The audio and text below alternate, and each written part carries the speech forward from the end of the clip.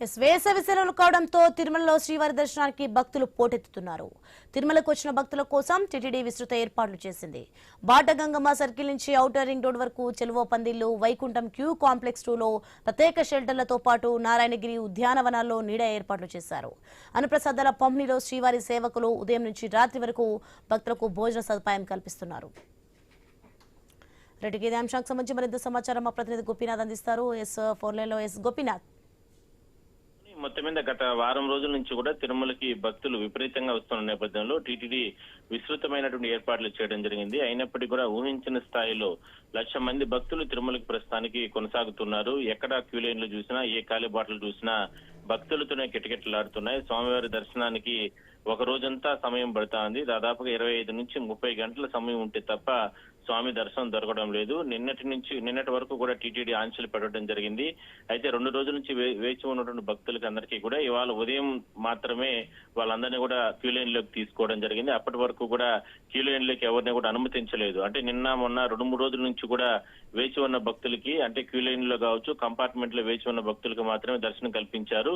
కొత్తగా తిరుమలకు వచ్చే భక్తులకి అందరికీ కూడా బయటనే ఆపివేయడం జరిగింది. సో అక్కడ కొంచెం పోలీసులకు సంబంధించి కావచ్చు, విజిలెన్స్ అధికారులకి భక్తుల మధ్యన స్వల్పపాటి వాగ్వాదం కూడా నిన్నంతా కూడా చోటు చేసుకోవడం జరిగింది. అయితే ఇవాళ ఉదయం 6 గంటల నుంచి కూడా పూర్తి స్థాయిలో భక్తులకు అందరికీ కూడా క్యూ లైన్లలోకి అనుమతించిన నేపథ్యంలో ప్రస్తుతానికి యథావిధిగా సర్వదర్శనం క్యూ లైన్లు కావచ్చు, 300 రూపాయల దర్శనం క్యూ లైన్లు, ఇట్లా సేవా దర్శనానికి సంబంధించిన టికెట్ల క్యూ లైన్లు ఇవన్నీ కూడా నిరంతరం కొనసాగుతూనే భక్తులు ఎక్కడ కూడా తోపులాట్లకి తొక్కులాట్లకి ఆస్కారం లేకుండా విజిలెన్స్ అధికారుల పర్యవేక్షణలో, అది కాకుండా కమాండ్ కంట్రోల్ ద్వారా ఎప్పటికప్పుడు భక్తుల రద్దీని అంచనా వేసుకుంటూ కూడా స్వామివారి దర్శనానికి అనుమతిస్తున్నారు.